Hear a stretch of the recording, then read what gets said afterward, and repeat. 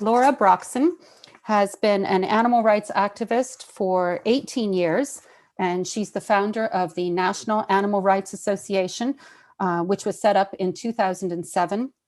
She has worked with groups all over the world on animal rights issues, and she's also been involved in many social justice campaigns in Ireland, such as the marriage equality and the repeal campaigns.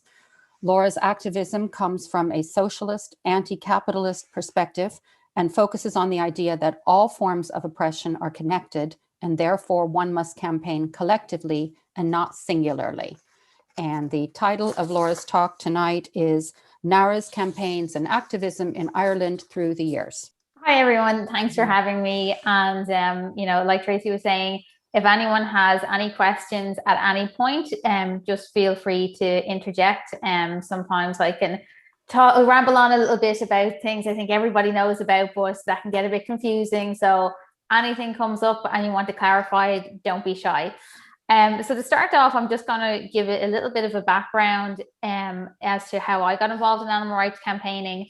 And that would kind of give an overview as well as what Ireland and specifically Dublin was like when I started compared to when NARA was set up to compare to now, to give you an idea of the good points and bad points and how things have kind of moved on as such. So I went vegetarian when I was about 12, and then I went vegan when I was 13. And this was because my parents always had lots of rescue animals, and it kind of clicked together one day for me when I was around 12. It was around Christmas time, and it kind of connected the dots for me that how can I be loving all the rescue animals we have so much and then eating animals that someone else murdered. So that's when the kind of penny dropped for me. I went vegetarian. I was lucky enough that my parents also thought it was a great idea. They went vegetarian with me. Then a year later, it was actually my mom was reading a book that happened to mention veganism, and she shared that with me, and it seemed like the logical next step, and then we went vegan together. And that was kind of what I thought was the pinnacle of, right, okay, conscience clear now, I'm done. And then by the time I was 14, I kind of felt, oh no, it's not good enough for me and my family to be vegan. I want to try and make everybody vegan. So when I was 14, I joined PETA. Now, I have a lot of feelings on PETA now that I'll go into it a little bit. But when I started, I was in the PETA 2 street team that was for teenagers, and was basically they'd send packs of leaflets every week and stickers, and you'd put them up as many places as you could and distribute as many as you could. And I did that for a while. And then I started thinking, okay, well, there must be some animal rights groups in Ireland. Why am I kind of looking further afield? And then I did start attending vegetarian fairs. There was no vegan fairs at that stage. There was no Dublin Veg Fest. There was none of that back then. And I joined a few local groups, many different groups actually, to get an idea of, what was involved in animal rights campaigning in Dublin and in Ireland. And I went to basically every event that was going on. And now around this stage, I started to kind of realize the problems with PETA, the overt sexism, for example, and the objectification of women, the fact that they, kill animals in their supposed shelter. And it was probably by the time I was 15, then I was like, okay, right, that's enough of PETA for me, sticking with local groups in Ireland. And then I kind of started networking with international groups as well. So by the time I was about 16, I was given materials to spearhead my own campaign against fur. And at the time when I started campaigning, protests were not a regular thing. They'd happen maybe once or twice a month. It wouldn't be very consistent. So I was the first person at the time to start setting up weekly events and picking targets. So for example, I don't know if people may remember what Grafton Street was like back 18 years ago, but every boutique and shop had fur in it. And all the big department stores had fur. It wasn't just the few furriers left like Bernardo's. It was absolutely everywhere. So what I did is I went around with a couple of other activists, and we made a list of every shop, and then we'd pick one at a time to target, and we'd approach them first, try and get them to see that, okay, look, it's going to be more ethical for you to go for a free. Will you sign a for a free policy? Some of them did, some of them did not, and then we started protesting. And it was around this stage that I started getting involved with a group called Shack in the UK, which I'll go into a little bit later. But they were the first ones that introduced, say, megaphones to me, on the importance of making sound at protests and being more kind of militant in tactics. And one by one, all these shops started to stop selling fur. And then it kind of occurred to me that Ireland still had fur farms. There were 6 at the time. And this was even before I could drive. My parents brought me to all the fur farms around the country so I could make a map of where they were. And again, I still couldn't drive at the time, so I had to hire minibuses, and we'd travel to the fur farms to protest them. And obviously hiring minibuses were expensive. I couldn't do that very regularly, but it was the first time that these fur farms had properly been targeted, and that created a lot of attention, not just with media, but with, you know, other activists and the general public as well. So that was kind of the first time that I took on the fur industry properly. Now, it was around this time that some of the groups that I had been working with, I felt I didn't really align tactically with them anymore. And, you know, groups and personalities, you know, they can clash, and people grow from it, you know. And for me, the best thing to do at that stage was set up NARA. So that was in 2007, when I was 18, and at that stage I could drive. So from that point onwards, I started organizing campaign tours where we'd travel around the country, do leaflet drops, protests at fur farms, as well as doing weekly protests outside fur shops. So at that time, my main thing was fur. And then as I started to kind of save up a bit more money, because at this point I was kind of paying for all the materials myself, then I started taking on other campaigns. So that would be circuses, blood sports, vivisection. I'd be trying to fit in as many different things as I could. And then at the same time, trying to work with international groups to kind of gain experience with their tactics, as well as gathering kind of more information that might help Ireland. So that's kind of how I evolved as an activist up until that point, and set up NARA. And then once I established kind of our mission statement and our goals and what we wanted to do, then everything started to grow from there. And I kept expanding our list of what I could take on and what I could research and compile. So what I'm going to do now, I'm just going to read out our mission statement and our goals. And then I'm going to explain a couple of the campaigns we've had and what we're working on now as well. If anyone has any questions, also don't be shy, feel free to ask. So our mission statement is we believe that animals already have rights, but that they are just not recognized socially or legally yet. We fight for changes both in social consciousness and the law. We all follow a strict vegan diet. One cannot campaign for animal rights while consuming or using any animal-derived products. Apart from the murder and extreme suffering involved, nothing that comes from an animal is ours to take. To do so would be a rights violation in itself. Animals are not ours to wear, as well as it being totally unnecessary. Humans have no right whatsoever to wear fur, leather, wool, or silk. All of these materials were once part of a living creature who did not volunteer themselves to become another product.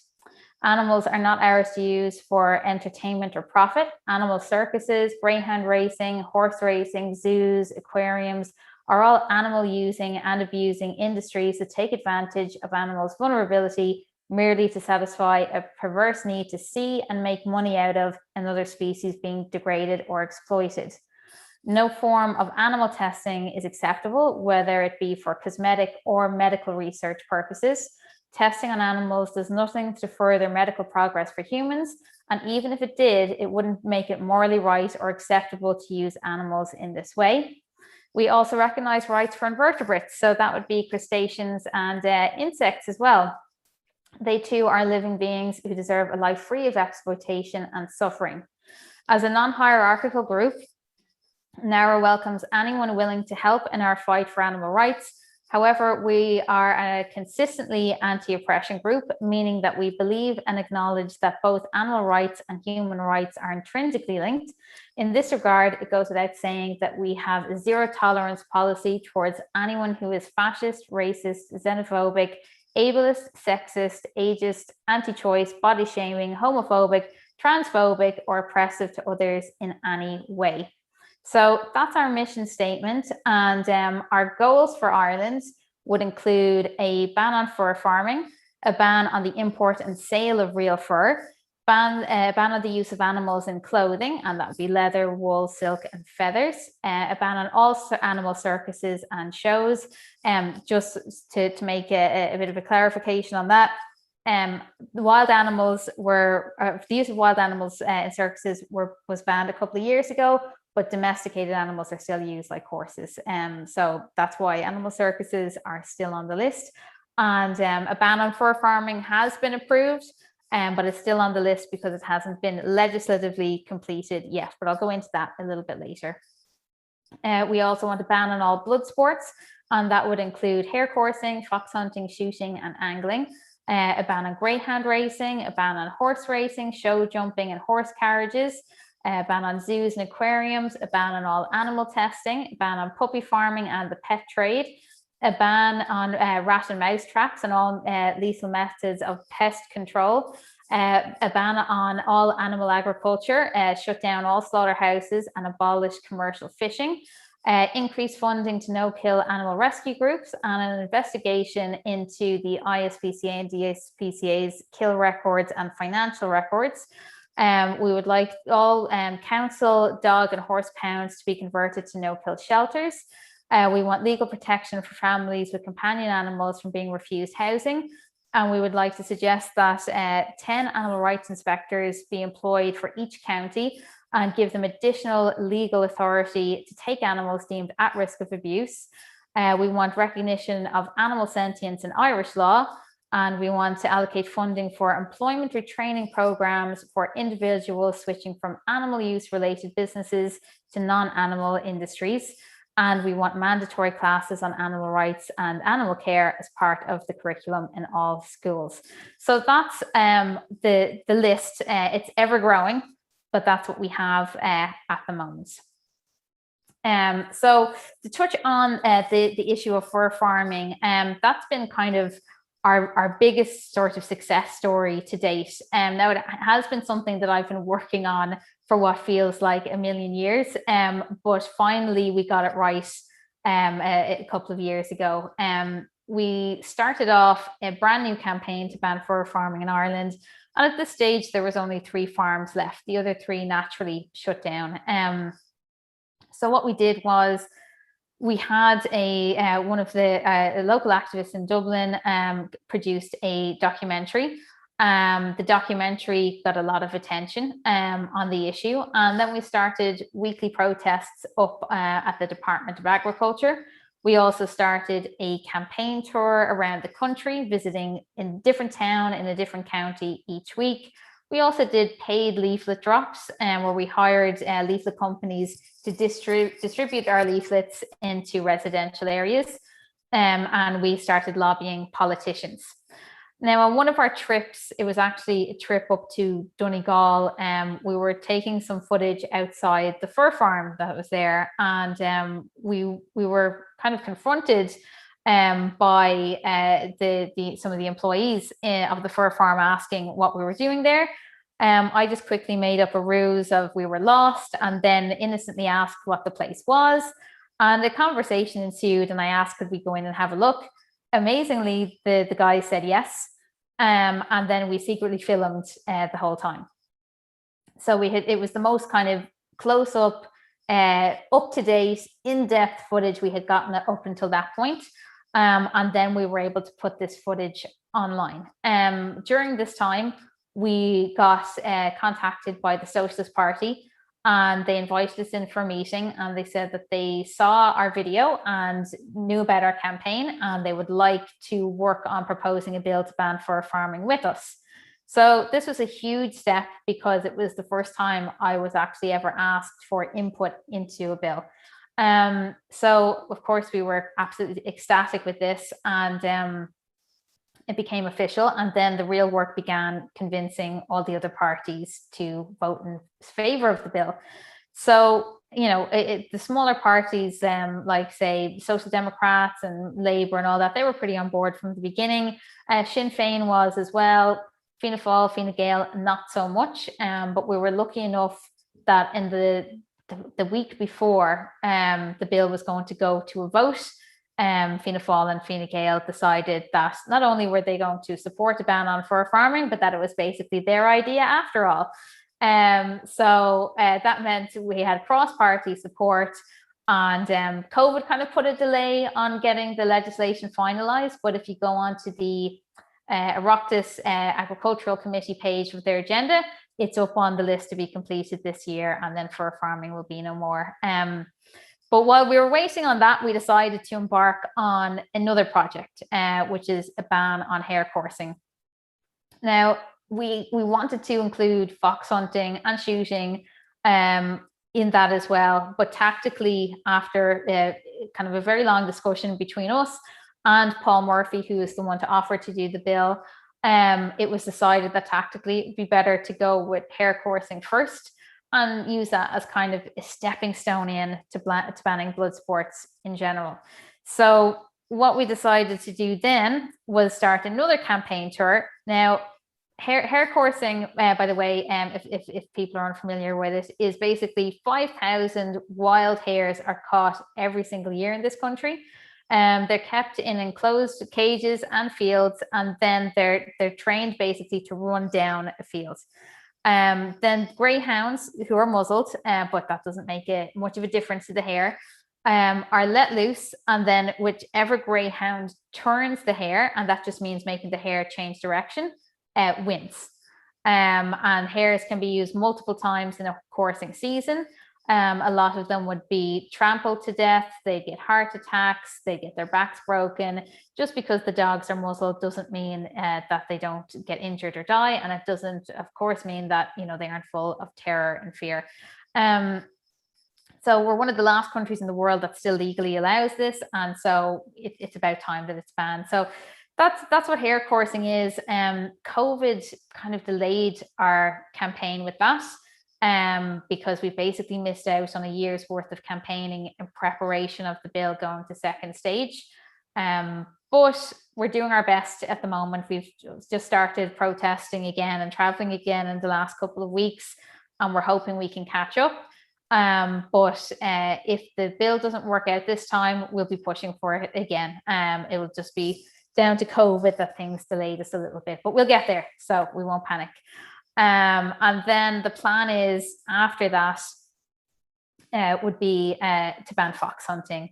And then after that, I think one of our next big agendas would have to be animal testing, because it's one of the things that in Ireland people are very unaware of. There are lots of laboratories in this country. A lot of people think that testing on animals for medical research is still necessary when it's not. So this would be something that, like, I personally would love to take on next.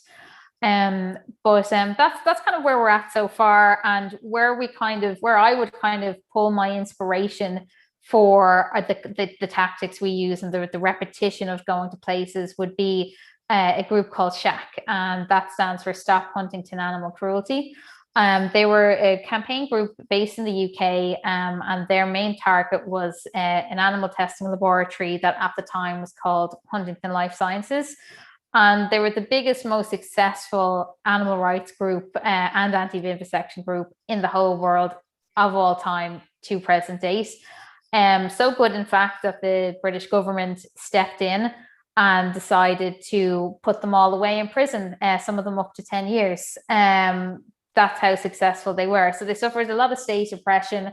I recommend checking out the Shack Justice website. It goes into their campaign and why they were incarcerated and how many years they did and where they're at now.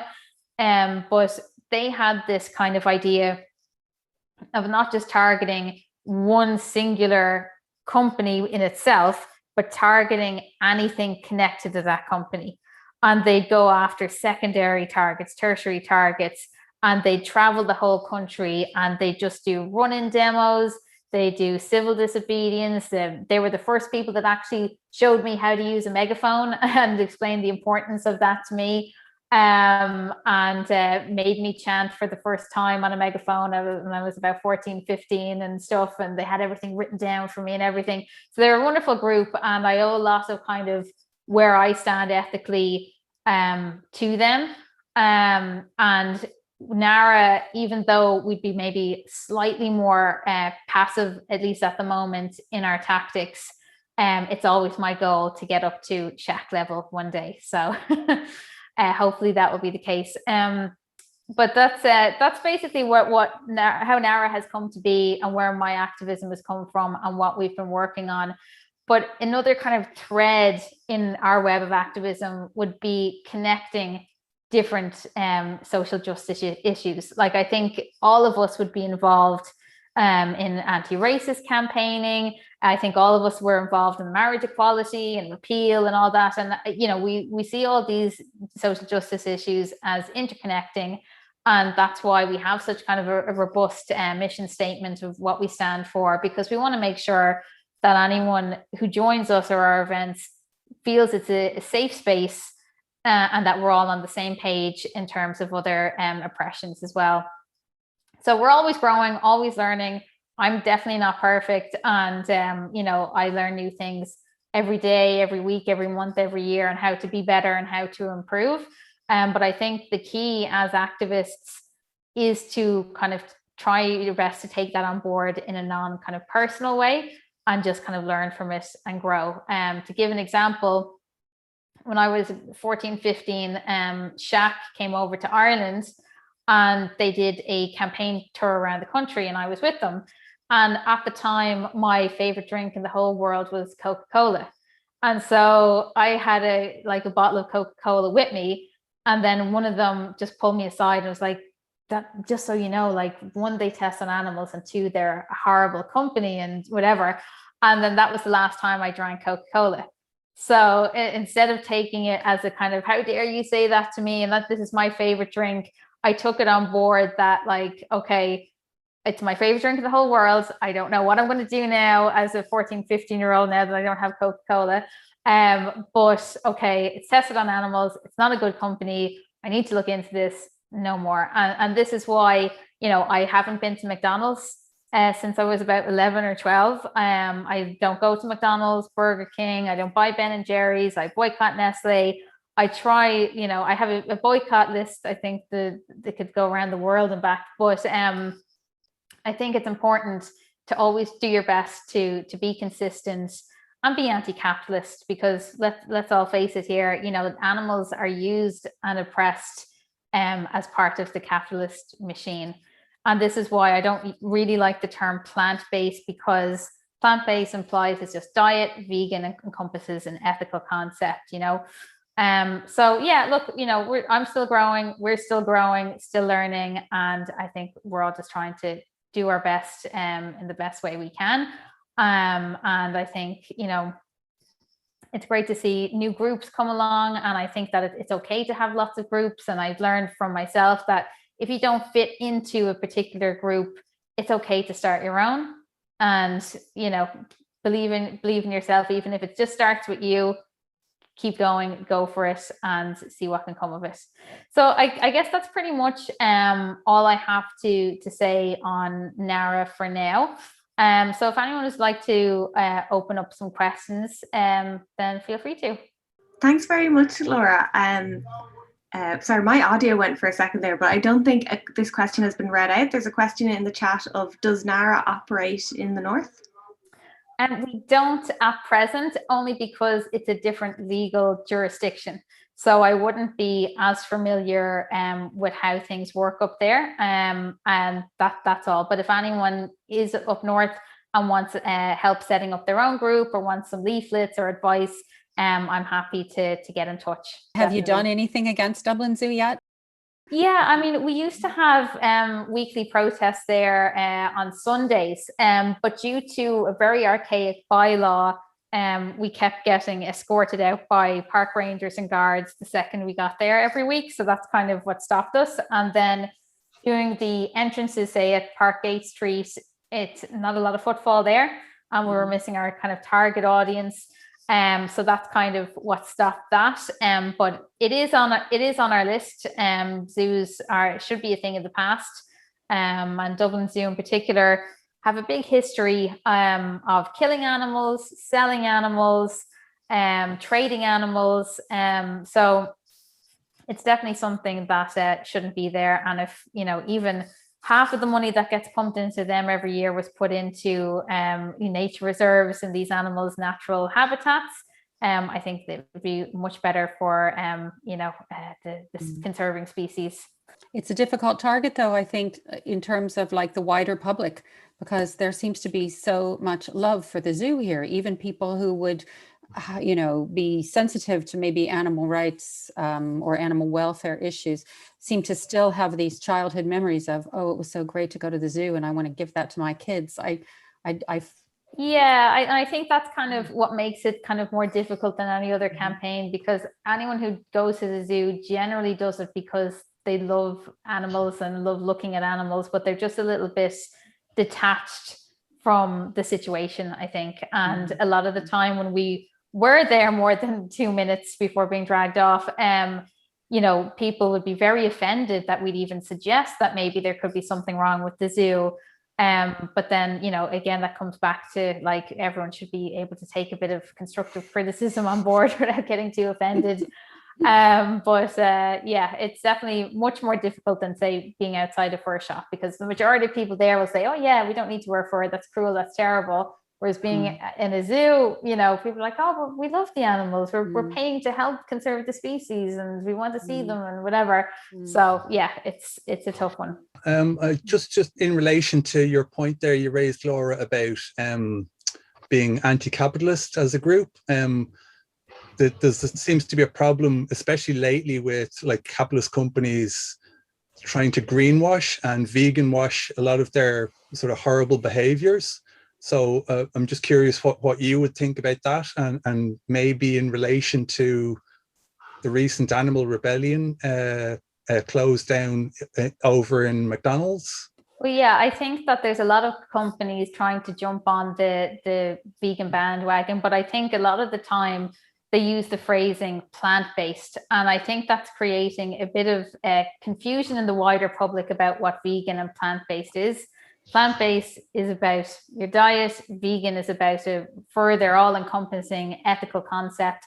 So a lot of these companies are hijacking the kind of vegan / plant-based agenda for their own profit. And kind of my thoughts on that would be that we should be supporting ethical local vegan businesses, not big companies like Nestle and Ben & Jerry's just because they happen to have a plant-based new product out. Or I even seen ads for some L'Oreal shampoo or something that is like now a plant-based formula, and L'Oreal still tests on animals. So I just be very wary of anything that's overly commercial. It's not really ethical. And even if you were to forget about this sort of animal rights concept or animal testing involved, a lot of these companies are terrible to humans and they're terrible to the planet. So shop local and support local businesses. And in relation to the recent animal rebellion action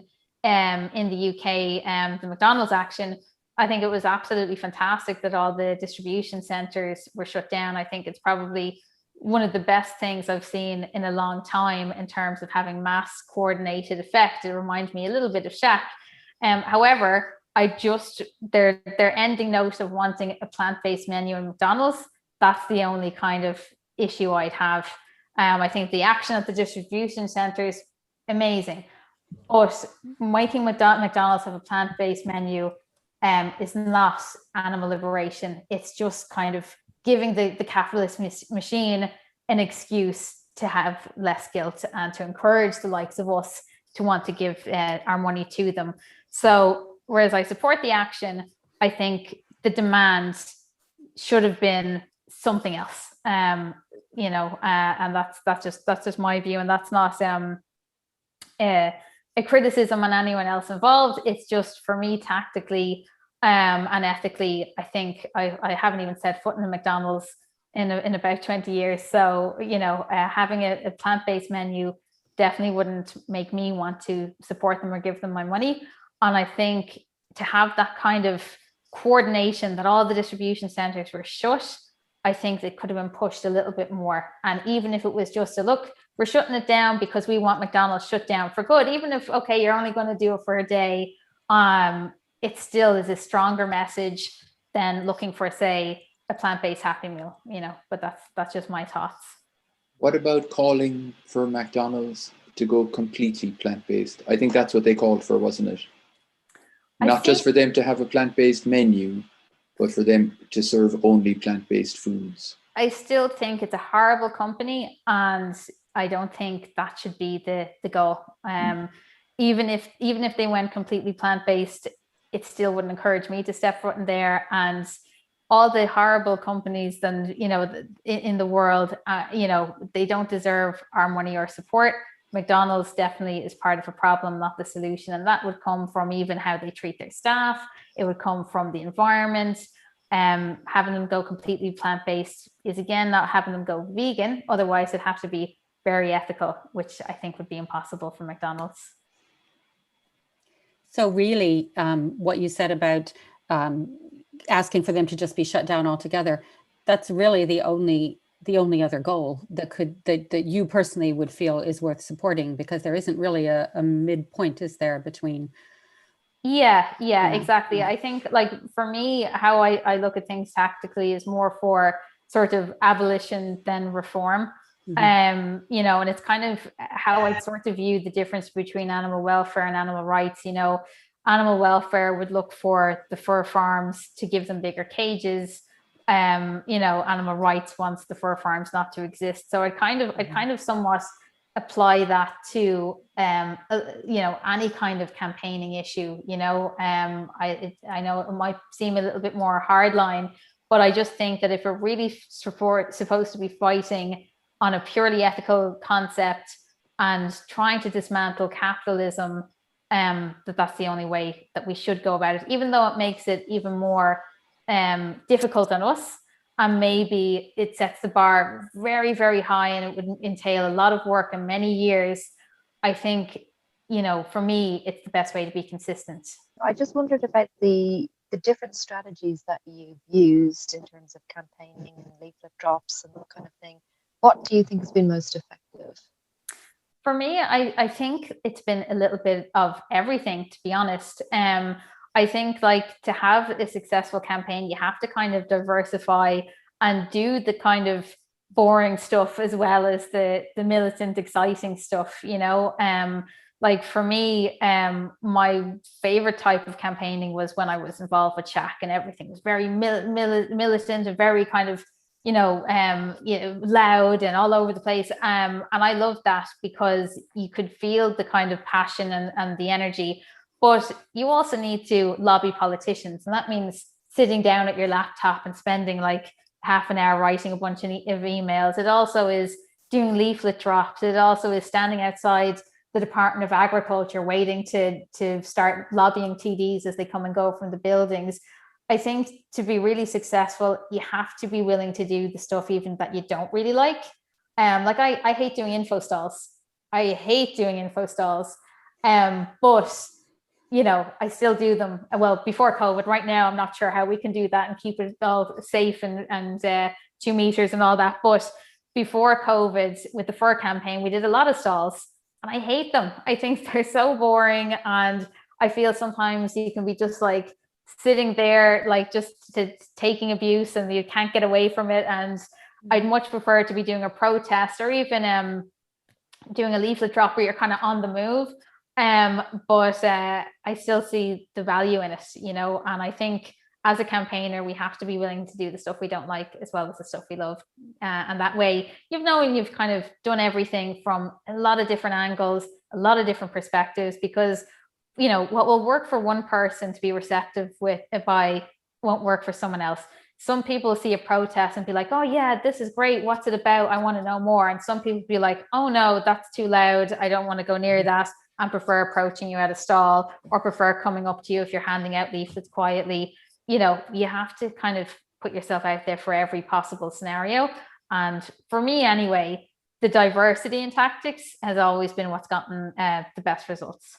I might read out one of the chat questions, if that's okay, because they're building up. Has NARA had to deal with arrests and Gardaí much? Well, not so much arrests. I've only once been informally arrested. And then any other time I've been threatened with arrest, which has been quite a few times. I've managed to talk myself out of it because I would know the law fairly well, and I'm not afraid of guards and not intimidated by them. So, you know, and I always remain really calm as well. So far, like, it's been fine. I remember the first time I was threatened with arrest was when I was about 15 or 16, and a guard came up to me and he said, I have enough handcuffs for all of you. You're coming with me. And I was like, hold on. And I ended up spending 10 minutes talking with him, and then he backed off. I've also had guards try and take megaphones, try and take posters. I've always been able to get everything back.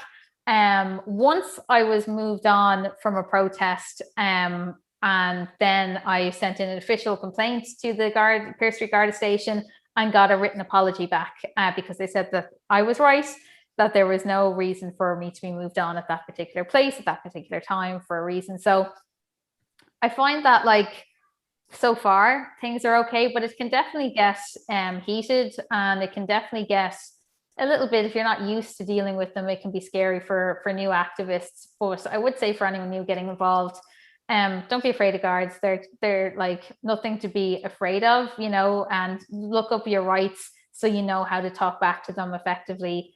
And if you're going to be arrested, make sure it's for something very good. Here's another one from the chat. What would your thoughts be on companies that no longer test on animals? Would you also feel we should boycott these based on how they did business before? I guess it depends on the company and what else they're involved in. Like, for me personally, when I shop, I try and shop as local as possible and as small business as possible.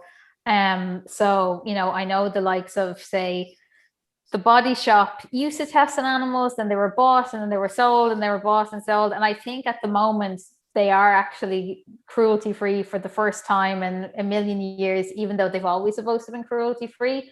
But I'd have to, you know, look into what other companies that they're connected to, parent companies and that. So I guess if a company did do a complete change, it would have to be an all-encompassing change, and it would have to make sure that, you know, say if Nestle came out with completely vegan products, well, they're still destroying the environment, they're still treating humans terribly. I'd have to make sure that all that was okay too, if I was to support a big company like that. But for me, I just try and shop small, shop local when I can. And one more here. How much response and engagement do you usually get from politicians with your emails and outreach? The left politicians are always very engaging, and that would be People Before Profit, Rise, you know, Socialist Party, Solidarity. They're pretty engaging. Then next up would be maybe the Social Democrats. But in general, TDs won't email you kind of back one-to-one if they're from like big parties, unless it's to benefit them. Like, to just give an example, and you know, I'm always using this as a reference. When we were doing the campaign to ban fur farming, Sinn Féin pretty early on said that they were going to vote in support of the bill. But we were still doing all this outreach saying, contact your local TDs. And I got contacted by the head office of Sinn Féin, asking, could we make the email stop? They were getting 200 emails a day, and they already said they're going to support the bill, so please make it stop and go away. And there's nothing really I could do about that, because I don't control who people email, and we weren't telling people to target Sinn Féin, but it just happens. So whereas I wouldn't necessarily know that those amount of emails were going in every day, they obviously were, and that if it meant that Sinn Féin was getting 200 a day, it meant every other party was getting 200 a day. So that was in the real height of our Fur campaign. And, you know, you don't really see that when you're doing that outreach one-to-one on the streets, asking people to email, or you're doing your online campaigns. You don't really see the effect and result of that. And it was only by chance Sinn Féin were getting annoyed by the emails and reached out to me about it. Otherwise, I wouldn't have that figure. I wouldn't know about that, you know. So, you know, the big parties, not so much, but keep doing it anyway. Because if you're doing it, maybe 10 more are doing it, maybe their friends and family are doing it. And that's what helps keep it current and highlighted and in these politicians' agendas. So even though it's a more boring side of activism, it clearly has a big result. So keep doing it. I have a question kind of about anti-capitalism as well, but I just want to say, like, thank you so much, Laura, for the work that you've done for the animals. And Jesus, sounds like you do so much. And it's actually kind of related to that. The time that it takes to do all of this activism, like, must be a lot. And I find it hard to kind of balance, you know, wanting to be an activist and be anti-capitalist, but yet, like, living in Dublin, having to pay rent. To avoid rambling, I'm just wondering if you have any advice for people, for activists, making that time, or how do you do it? Or, well, I think, you know, when it comes to you know, finding a job and having to pay your bills and rent, you know, you have to work to be able to pay things and survive, and you can only do your best in that regard. So anyone who is in a job situation that doesn't align with their ethics, you know, you're not stuck there for life. Make a plan for yourself, and even if it takes you a couple of years to get out or retrain or do something else, just make a plan that will make you happy. But don't be too hard on yourself in the meantime, because we're all still involved in the capitalistic machine, even when we don't want to be. Even I am, even when I don't want to be. Every time we do anything, every time we go on holiday, every time we, you know, we're all part of the problem in some way. But I think we're the few that acknowledge the problem and acknowledge that, yeah, we're part of it too, but we're trying our best. So I've been in, like, a lot of jobs that, like, I wasn't 100% happy with, and just kind of made a plan to get out, and, you know, do my own thing. But I would say, just don't put too much pressure on yourself, and try and, you know, reinvent and reimagine kind of what you could be good at and what you might like to do. And what I'm always saying to everyone is that everyone has the potential to be anything they want to be. You know, your job at the moment doesn't define who you are or where you're going to be for the rest of your life. So just set yourself some goals, make it achievable, make it something that's going to make you happy, and don't be too hard on yourself in the meantime. And then in terms of kind of being an activist and finding some space, some kind of downtime, I'm pretty much always switched on, and I do find it very hard to switch off, because I'm not only involved in, you know, running NARA, I'm also involved in my local residents committee. I'm also involved in a union where I work, and a couple of other things as well. So I kind of find that for me, it is hard to switch off and get some downtime. And especially, like, you know, when we're faced with the horrors of the information that we are all subject to every single day, it's hard not to let that affect you sometimes. And there are times, like after I watched Seaspiracy, like I was crying, like, for the evening and stuff, you know, and it's just, you know, you think you've seen it all, and then something new comes out and it just, like, totally takes the wind out of you. But, you know, I try and think, okay, how can I turn my sadness and rage into action? And that can be, you know, writing an email, it can be organizing a protest, it can be making a phone call, it can be even telling, you know, friends or family to watch something or try a vegan meal or something. What can I do to make a difference? And for me, like, after I watched Seaspiracy, I sent the video link to every TD in the country and demanded that they watch it.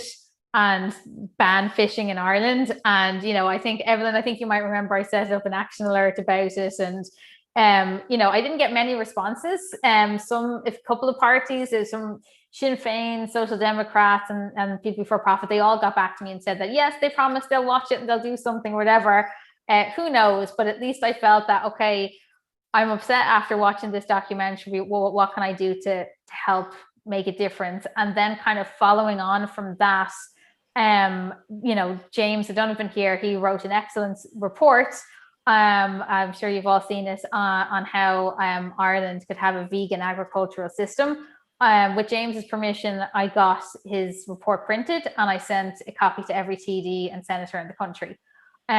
So I try and, like, if something is upsetting me, turn it into action. But for downtime, I do try and chillax a little bit and make time for going to a museum or going to a park and spending time with my partner and stuff. But I do find it personally very hard to switch off, and I'm always checking my emails and responding to messages. But just try and even allocate even an hour or two a day to just forget about it all and, you know, watch something on TV or read a book or relax, you know.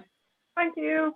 As part of the work that you do you try to connect with other organizations, other animal rights organizations in Ireland to support your campaigns? Or is there good communication between organizations in Ireland? Do they know each other well? I'd say at this point, every organization, every animal rights organization would know of each other. And, you know, at some points we would support each other's campaigns. You know, there can be personality clashes, there can be disagreements in tactics and stuff. And I think in general, Irish animal rights activist groups tend to kind of do their own thing. But when it comes to kind of our big campaigns, we've always been supported by the Irish Council Against Blood Sports. They're working on us with the hare coursing bill campaign at the moment. They did the same with the fur campaign. We also would, you know, have more kind of local groups pop up, like James, yourself with the fur farming campaign. You know, make Cork fur free. You know, that was a great help to the fur campaign at the time. So, you know, for big stuff, especially with bills, even if groups don't necessarily support our events, we're happy if they do their own. But definitely all animal rights groups would be aware of each other, and we dip in and out when we feel the tactics and ethics align, you know. Could you talk a little more, Laura, about how your organization is structured? You mentioned that you're non-hierarchical, but I'd be interested to know, like, are you all volunteers? Are you part-time? How many do you have? It seems like you're so incredibly productive. I mean, every time I look at your Facebook page, you're somewhere else, you know, doing a leaflet drop. And so I'm just wondering, like, how do you keep that going? How do you attract people in? How do you raise money? Just kind of, could you just generally give us some information? Yeah, sure. Well, you know, I kind of like would do most of the social media and stuff. And our core group of people would be probably around 10, and then we've about maybe 500 on the mailing list dotted around the country, and we'd have different pockets of activists in different counties that we team up when we travel and things like that. So, you know, there's not a whole lot of us, but, you know, we're tiny but mighty is a phrase that I always use. And it doesn't take a lot to achieve change. You know, there's been times where I've been handing out leaflets or protesting by myself, you know, and I'm perfectly happy to do that because, you know, it still needs to be done, whether it's me or whether it's 100 people, it doesn't matter. So for our regular kind of weekly events at the moment, it's kind of around between 5 and 10 per event. And then for our kind of pre-COVID big rallies like the March to Close All Slaughterhouses, it would be around 350-ish people attending. So it kind of depends on the event. And also when you have events consistently every week, twice a week, it's hard for people to commit to that time. I'm lucky enough that I'm self-employed, so I can kind of mold my activist schedule like, or roll my work schedule around my activist schedule. So I'm available for everything. And for me, if anyone else turns up, even if it's just one other person, it's a bonus because it still needs to be done. So I always say to people, don't let numbers put you off, you know, whether it's one person or 100, doesn't matter. You still need to be there. It still needs to be done. And in terms of donations, I'd pay for a chunk of the stuff. I'd pay for a lot of the stuff myself, but we do have regular monthly subscribers to our PayPal. We also have a very generous and anonymous patron that gives us a chunk of money every year, and you know, always wants to remain anonymous, but they're very kind and obviously kind of follow our work closely and agree with what we do, and that keeps us going a lot. And then we have another one or two generous regular contributors that will be able to fund our leaflets for the month on. So, you know, that's how we keep ourselves going. But I mean, you know, when I started out, I'd be kind of painting slogans on cardboard, and it still got the job done. So it may not last very long in the rain, but it still gets the job done. So for me, you don't have to have fancy materials or fancy equipment to make your point, or to be valid, or to be heard. And if you don't have money for a megaphone, your voice is fine. So for me, you know, donations and costs is never an issue, because anything can be done on a shoestring budget. That kind of ties in with a question in the chat of, can one become a card member of NARA by an annual subscription? We don't have an official membership because we want membership to be free, basically. So when anyone asks if they can be a member, I say absolutely. Turn up to the next event, and there you are. Well done, you're a member. You know, before COVID, especially on our Tuesday events, we usually go for like a coffee somewhere afterwards to kind of have a chat, and for any new people get to know each other and discuss our campaigns and what we want to do, and make sure that everyone feels comfortable in kind of expressing their opinions on what we want to do next and things. So, you know, we're very informal and non-hierarchical that way. So even if you're brand new, you know, please come along. We should be very COVID safe soon to have proper meetings again in a socially distanced way. And don't be afraid to put some opinions across and come up with some ideas, because you know, just because I've been doing this a while doesn't mean that I know everything, because I certainly don't. Before COVID, with the fur farming campaign tour we'd have coffee with local activists too, and give them maybe a supply of leaflets to work with when we're gone and stuff. So, you know, if people want to, just let us know in advance, and we can allocate more time, and maybe, especially with COVID, plan something safely. Yes, just in relation to the what you were saying there last, Laura, say for somebody now that are getting on in years that mightn't be able to show up for a protest or get to a leaflet drop or whatever, like, and you know, I'm 63 myself, but I'm able to motor a bit yet, but not a lot. But for somebody getting on in years and everything that couldn't get out and about,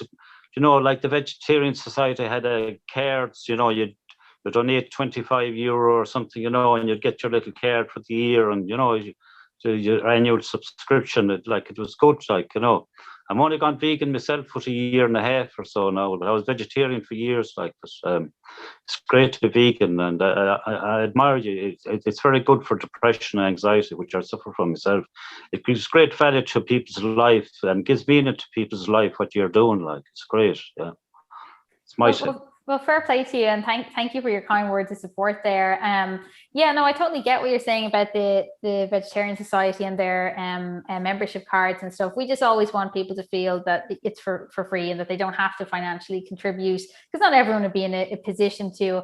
But, you know, our age range in members would be, you know, like 18-year-olds right up to 85-year-olds. And, you know, even if protesting or leaflet drops isn't necessarily something that you can do or want to do, or whatever, you know, there's still like emails that need to be done. You can write into newspapers and radio stations and stuff like that, because like I was saying earlier, not every tactic is for everyone. You know, so like there's some people that just hate protests, and that's fine. Like writing a letter is just as effective. And there's some people who really get frustrated writing letters and prefer to come to a protest. That's fine too. Every tactic is important and every tactic is needed. And it's just about kind of, keeping the momentum going in whatever avenue you're into. And it is, even though sometimes you feel like, gosh, I've written 50 emails, not one reply, should I bother going on? Yes. And just keep spamming them with those emails, because it does work. So not everyone has to go to a protest. So don't worry about that. Laura, do you know how much support you have in the Dáil now for your hare coursing bill? For the hare coursing bill, we have People Before Profit, Solidarity, Social Democrats.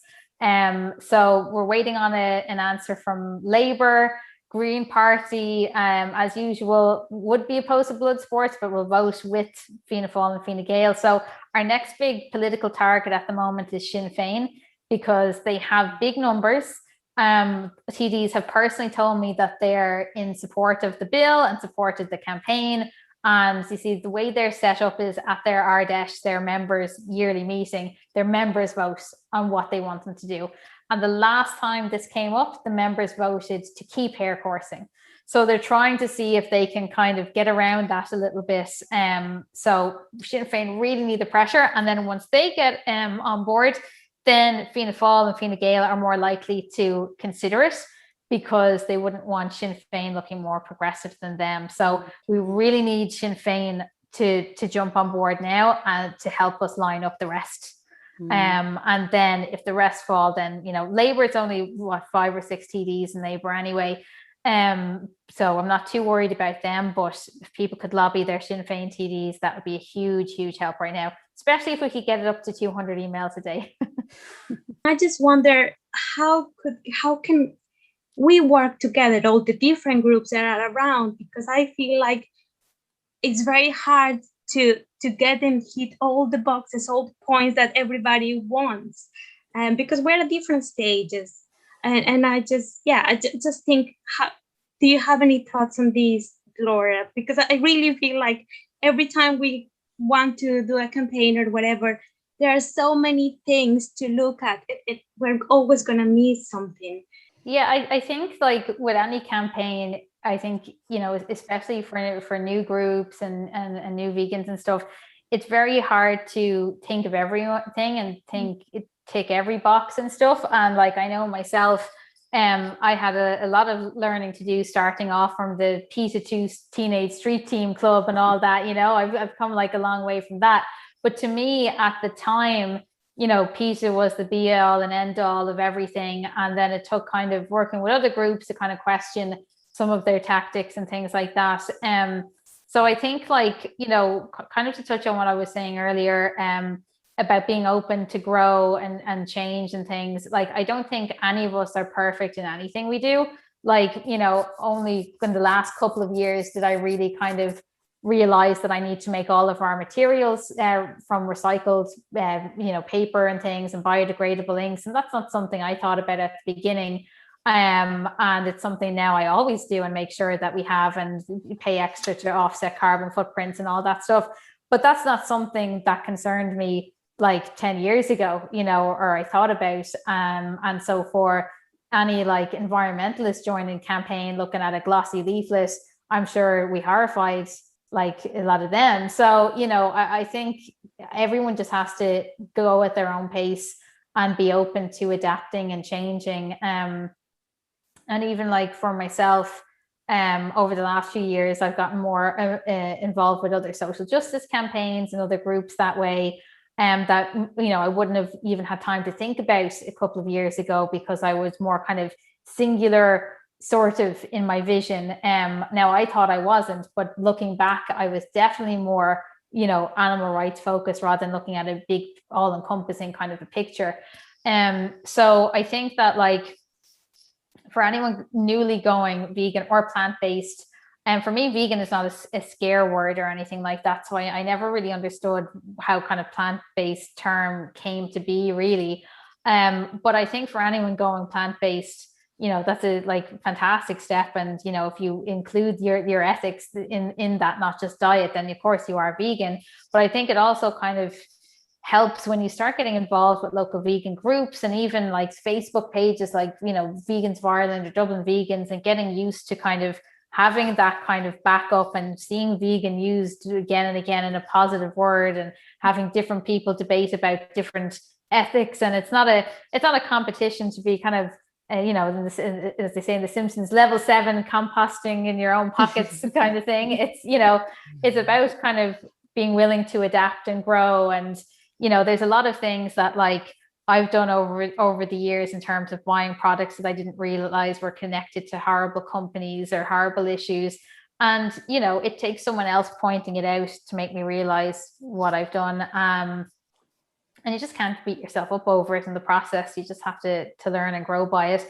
And in terms of other groups kind of coming together more, there's, I suppose, a lot of infighting in animal rights groups in Ireland. And I think that's probably true with a lot of movements and campaigns. Not everybody gets along, but I think that's okay.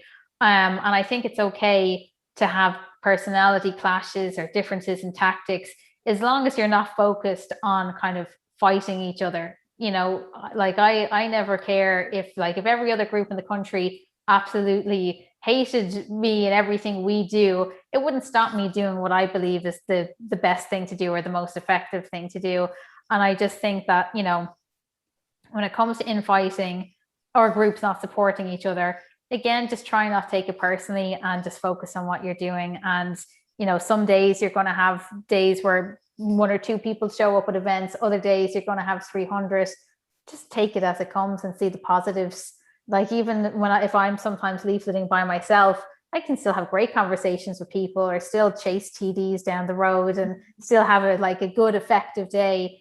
And it doesn't take away from the campaign. It doesn't take away from the determination. Just try and see all these little things in a positive than a negative. Although I know it can be hard sometimes. If we're going to try and do something like end animal agriculture in Ireland, though, that is such an overwhelming project with such powerful interests against us. Don't you think we really need as much unity and as many groups working together as we possibly can? In an ideal world, yes. But I found recently enough working with other groups on even just something as simple as a greyhound racing campaign, that it ended up in court, and it ended up in us not all being in the same page or the same side in court. And it kind of taught me a valuable lesson that even if you're kind of connecting for a goal, you might not have each other's back or have complete solidarity with each other. So I kind of feel that like the way me and ICABS kind of support each other is they run their own campaigns to ban hare coursing. We run our campaigns to go hare coursing. We share each other's stuff on social media and occasionally overlap a protest, but we don't consult each other by how we're going to do anything. And that seems to work best. And ICABS is probably one of the few other groups in the country that I've always gotten along with day one with no problems. And it's because we do work like that, you know, and I think there's a lot to be said for being together but separate. Whereas if you're merging together and discussing things and discussing the one event and planning the one event together, it can get messy. There can be differences of opinion. That's when feelings get hurt. That's when, you know, tears happen. So you support campaigns, but do them in a different way. Like, for example, if we were to have a campaign to shut down all slaughterhouses and make Ireland go vegan in terms of agriculture, there would be groups that would just prefer doing some lobbying. There would be groups that just prefer doing social media. There would be groups that do a bit of everything. There would be groups that just do protests. There would be groups that just do ad campaigns. But they all help and they're all leading down the same path. So you don't necessarily have to intertwine if it doesn't work. Mm-hmm. Yeah, just in terms of the huge issues that have occurred due to COVID, is there any possibility to take advantage of what's happened with COVID and show that like when governments want to make changes, like big changes can really happen? Like, because we've seen when they want to spend money, they can spend trillions of euros to save the economy and to look after their own business interests. So can we, what I'm trying to ask is, can we somehow take advantage of that and get people on board with the issues that we want help with? Yeah, I think that's a really good idea, because I think, you know, what COVID has shown us is that basically anything is possible within government, and the money does magically appear when it's necessary to do so. So I think we need to kind of heighten up the emergency aspect of the likes of ending animal culture and climate emergency and all that, to make it a legitimate emergency, which it is, and show that it is possible and that the money does appear out of thin air when necessary. So yeah, definitely. You know, like COVID has, I think, kind of opened up sort of a gateway campaign for kind of a national healthcare system. I know some individual kind of TDs like Paul Murphy are trying to kind of work on that at the moment, because it's seen that it is possible. So yeah, definitely, if we can take advantage of you know, not take advantage of the COVID situation, because it's a horrible situation, but if we can kind of utilize the fact that money and change can happen in an instant, then yeah, let's do it. But thank you all so much for having me. And if anyone has any other questions, just give me a shout on info@naracampaigns.org, or you can message us on Facebook or whatever, and just mark it for me, because there's a few people that like check the social media pages and stuff. So make sure it's for my attention, and I will get back to you. But everybody, keep doing what you're doing, and thanks so much for having me, and best of luck with all your campaigning going forward.